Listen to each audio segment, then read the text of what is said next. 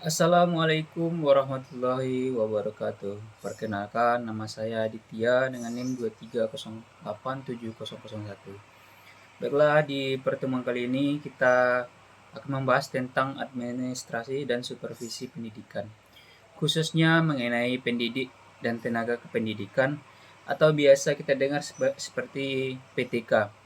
Materi ini akan mencakup pengertian pentingnya pengelolaan PTK serta langkah-langkah dalam administrasi PTK. Selanjutnya yaitu pengertian dari pendidik dan tenaga kependidikan. Pendidik itu sendiri merupakan individu yang memiliki kualifikasi sebagai guru, dosen, konselor, dan profesional lainnya yang terlibat langsung dalam proses pendidikan. Nah, dalam undang-undang sudah dijelaskan dalam Undang-Undang Nomor 20 Tahun 2003 bahwasanya pendidik mencakup berbagai jenis tenaga yang berpartisipasi dalam penyelenggaraan pendidikan. Nah, tenaga pendidikan itu sendiri adalah anggota masyarakat yang mengabdikan diri untuk menunjang penyelenggaraan pendidikan. Nah, meskipun tidak terlibat langsung dalam proses pendidikan, namun eh, ada contoh seperti administrasi, teknisi, dan staf pendukung lainnya. Kemudian pentingnya pengelolaan PTK yaitu seperti mengelola SDM, sumber daya manusia, yaitu pengelolaan PTK yang penting untuk mencapai tujuan pendidikan yang efektif dan efisien. Nah, kemudian selanjutnya setiap individu memiliki latar belakang, motivasi, dan tujuan yang berbeda, sehingga perlu dikelola dengan baik. Kemudian seperti teori yang pernah kita dengar seperti teori X dan Y. Teori X menyatakan bahwasanya manusia cenderung malas, sedangkan teori Y menyatakan bahwa manusia itu memiliki motivasi untuk berkembang. Dan selanjutnya kita masuk kepada pengelolaan yang baik dapat memotivasi PTK, yaitu dengan berkontribusi secara maksimal, maka langkah-langkah administrasi PTK itu bisa kita jelaskan seperti pengadaan, kemudian ada analisis kebutuhan, yaitu menentukan kebutuhan tenaga kerja berdasarkan rasio pendidik dan peserta didik. Nah, dalam hal ini kita akan melakukan rekrutmen. Nah, proses dari rekrutmen itu yaitu proses mencari dan menerima calon PTK yang sesuai dengan kebutuhan. Kemudian kita masuk kepada seleksi untuk memilih calon terbaik berdasarkan kriteria yang telah ditetapkan.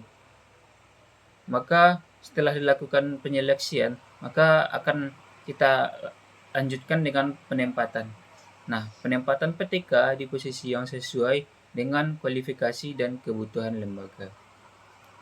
Kemudian tujuannya adalah kita kutip dari bahasa Inggris, yaitu the right man in the right place, yaitu adalah orientasinya memberikan pemahaman kepada PTK baru tentang tugas dan tanggung jawab mereka.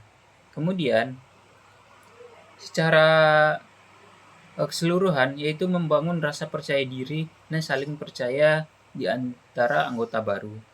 Dan selanjutnya itu ada hak dan kewajiban PTK. Di sini bisa kita jelaskan bahwasanya hak dan kewajiban PTK itu adalah seperti hak gaji, yaitu pembayaran yang harus diterima secara teratur sesuai dengan peraturan yang berlaku, yaitu terkait hak. Kemudian ada juga tunjangan. Nah, tunjangan akan didapatkan oleh PTK, yaitu tunjangan tetap dan tidak tetap yang diberikan berdasarkan kinerja. Kemudian penghargaan. Bentuk motivasi untuk mendorong PTK agar bekerja lebih baik tentunya. Kemudian setelah kita masuk kepada kewajiban. Nah, kewajiban yaitu melaksanakan tugas dan tanggung jawab dengan baik. Nah, kemudian eh, mengikuti aturan dan prosedur yang telah ditetapkan oleh lembaga, baik itu dari pemerintah maupun dari swasta. Kemudian pembinaan dan pengembangan PTK. Di sini bahwasanya pembinaan dan pengembangan PTK itu memiliki tujuan, yaitu meningkatkan kemampuan teknis dan moral melalui pendidikan dan pelatihan.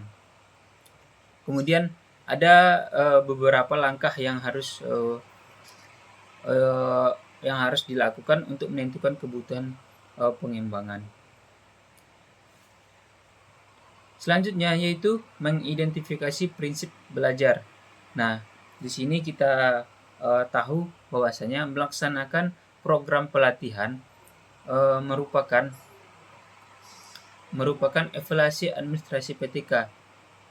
Nah, selanjutnya itu tujuan dari evaluasi PTK yaitu menilai sejauh mana pelaksanaan administrasi pendidik dan tenaga kependidikan berjalan sesuai harapan. Nah, kemudian ada aspek yang harus dinilai.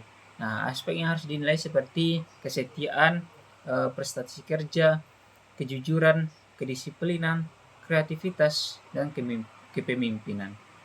Nah, selanjutnya kita masuk ke proses evaluasi.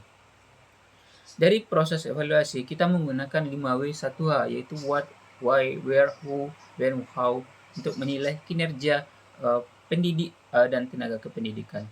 Nah, peran guru dan dosen dalam administrasi pendidikan ini adalah guru dan dosen sebagai ujung tombak dalam pendidikan yang harus terlibat dalam proses administrasi.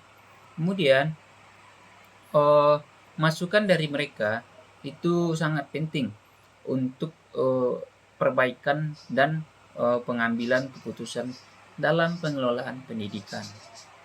Nah, selanjutnya dari itu kita masuk kepada kesimpulan. Bahwasanya kesimpulan dari pendidik dan tenaga kependidikan ini adalah pengelolaan pendidik dan tenaga kependidikan atau PTK merupakan aspek penting dalam administrasi pendidikan. Nah, melalui langkah-langkah yang sistematis, mulai dari pengadaan hingga evaluasi, diharapkan kualitas pendidikan dapat ditingkatkan. Nah, semoga materi ini bermanfaat untuk kita semua. Kemudian itu saja yang bisa saya sampaikan. Saya mohon maaf jika ada kesalahan. Saya akhiri dengan wassalamualaikum warahmatullahi wabarakatuh.